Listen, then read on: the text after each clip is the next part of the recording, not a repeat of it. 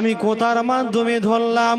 আমার আব্বা জান, আমার আম্মা জান আমাকে এতটাই মহব্বত করে, আমাকে এতটাই ভালোবাসে, হয়তো 2 দিন কাঁদবে, কিন্তু বিশ্ব নবী বলেন আমার উম্মতের জন্য 63 বছর আমার উম্মতের জন্য কেঁদে কেঁদে আমি রাসূলুল্লাহ জারে জারো হয়ে গেছি। একটু জোরে হবে না সুবহানাল্লাহ?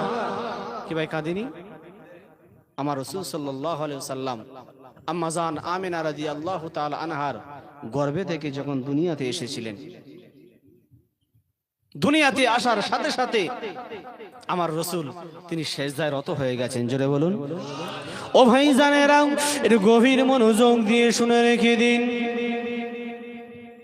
আম্মা জান আমিনা রাদিয়াল্লাহু তাআলা আনহা বর্ণনা করেন, শিশু মুহাম্মদ সাল্লাল্লাহু আলাইহি ওয়াসাল্লাম যখন দুনিয়াতে এলেন, আমি আমিনা দেখতে পেলাম শিশু মুহাম্মদ সাল্লাল্লাহু আলাইহি ওয়াসাল্লাম সিজদায় রত হয়ে এই ঠোঁটটা নাড়িয়ে নাড়িয়ে নাড়িয়ে আমার রাসূলুল্লাহ যেন বিড়বিড় বিড়বিড় করে কি যেন বলে।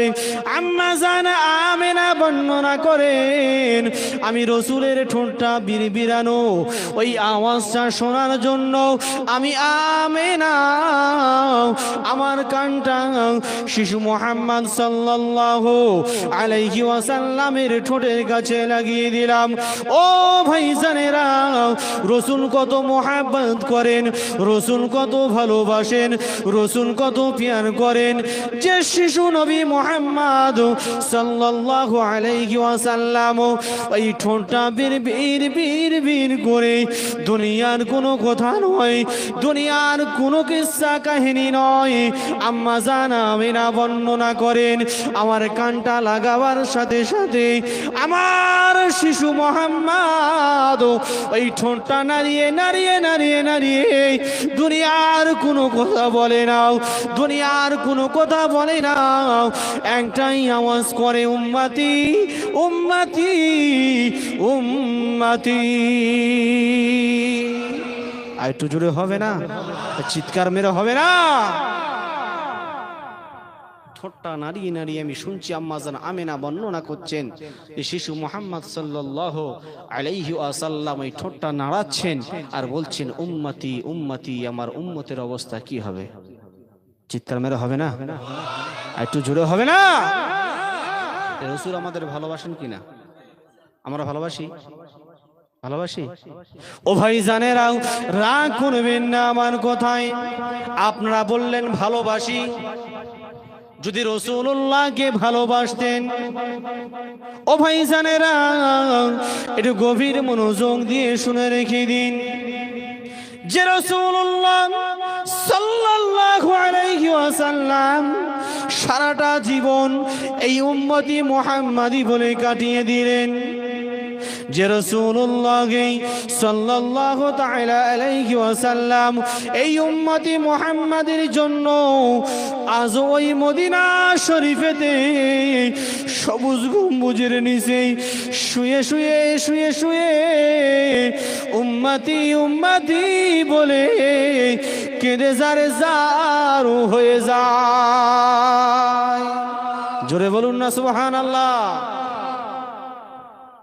তাহলে আমার আপনার এখান থেকে শিক্ষা নেওয়া দরকার যে রাসূল আমাদেরকে এতটাই ভালোবেসেছেন, এতটাই মহাব্বত করেছেন, এতটাই প্যার করেছেন, শুধু ওই মাজারে মুকদ্দাস সবুজ গম্বুজের নিচে ওই পর্যন্ত সমাপ্ত নয়। হযরতে আব্বাস রাদিয়াল্লাহু তাআলা আনহু বর্ণনা করছেন, জিজ্ঞাসা করছেন, ইয়া রাসূলুল্লাহ, ইয়া হাবিবাল্লাহ, কাল কিয়ামতের ময়দানে আমরা আপনাকে চিনব কেমন করে? জোরে বলবেন না? একটু জোরে হবে না? ওগো আল্লাহর রাসূল, আপনি কিছু নমুনা বলে যান, কিছু নিদর্শন দিয়ে যান, কিছু বর্ণনা বলে যান যে আমরা আপনাকে চিনতে সক্ষম হব। আমার ভাইজানেরা এর গভীর মনোযোগ দিয়ে শুনে রেখে দিন। আল্লাহ পাকের রাসূল হাবিবুল্লাহ জনাবে মুহাম্মদ রাসূলুল্লাহ সাল্লাল্লাহু আলাইহি ওয়াসাল্লাম বলেছিলেন, ও আমার সাহাবীরা শুনে রেখে দাও, জেনে রেখে দাও, আমি রাসূলুল্লাহ এই কারণে তোমরা আমাকে চিনতে সক্ষম হবে যে সারাটা জীবন আমার উম্মতি মুহাম্মাদের জন্য আমি কেঁদে কেঁদে কেঁদে কেঁদে জানে জার হয়ে গেছিলাম। ও আমার সাহাবীরা শুধু তাই নয়, ওই সবুজ গম্বুজের নিচে শুয়ে শুয়ে উম্মতি উম্মতি বলে আমি রাসূলুল্লাহ কেঁদে কেঁদে কেঁদে কেঁদে জারে জার হয়ে যাব।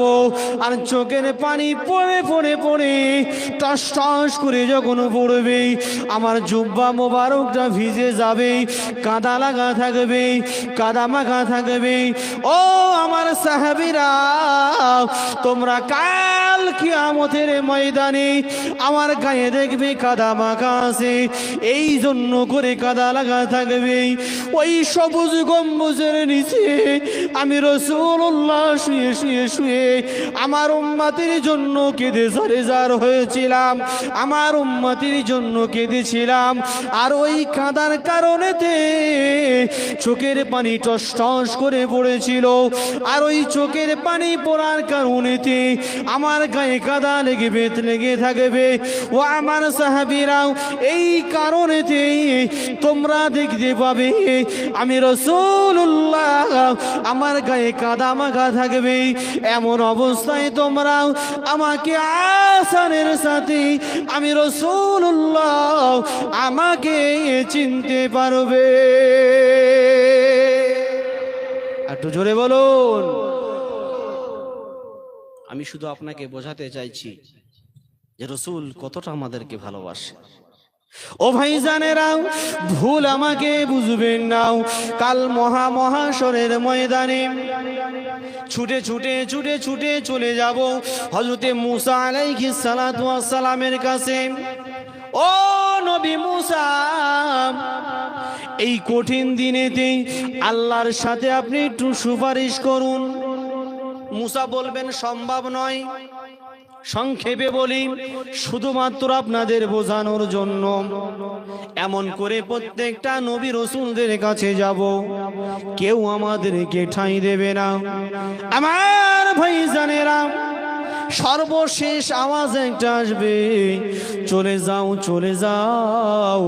এই কঠিন দিনেতে একজন আছে, তিনি হলেন মুহাম্মদুর রাসূলুল্লাহ সাল্লাল্লাহু আলাইহি ওয়াসাল্লাম। জোরে বলুন।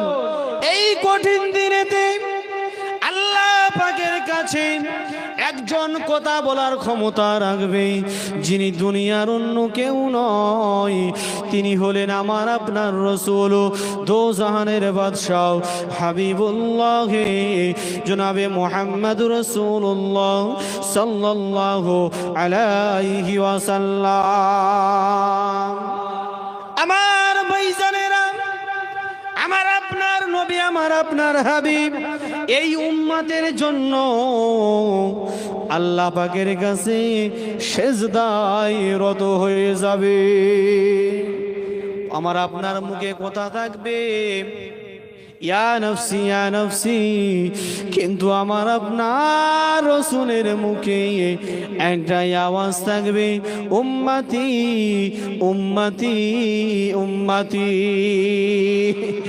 ও ভাইজানেরা, আল্লাহ পাক তখন ডাক দিয়ে বলবেন, আয় আমার হাবিব, আপনি সেজদায় পড়ে আর রুনাজারি করবেন না, আর কাঁদবেন না। আমি আল্লাহ পাক যদি আপনাকে দুনিয়াতে না পাঠাতাম, আমি আল্লাহ দুনিয়াতে কিছুই বানাতাম না, আমি আল্লাহ দুনিয়াতে কিছুই বানাতাম না। ইয়া রাসূলুল্লাহ, ইয়া হাবিবাল্লাহ হুজুর, আপনি দুনিয়ার জমিনেতে সারাটা জীবন উম্মতের জন্য কেঁদেছেন, আজকে আমার সামনে সিজদায় পড়ে কাঁদবেন। ওগো আমার বন্ধু, ইরফা রাসাক, মাথা তুলুন, মাথা তুলুন। কি তোমার আরজু বলুন? আমার আপনার রাসূল বলবেন, ও রব্বুল আলামিন, আমার উম্মতের শাফাআতের সুপারিশটা দায়িত্ব দিয়ে দেয়।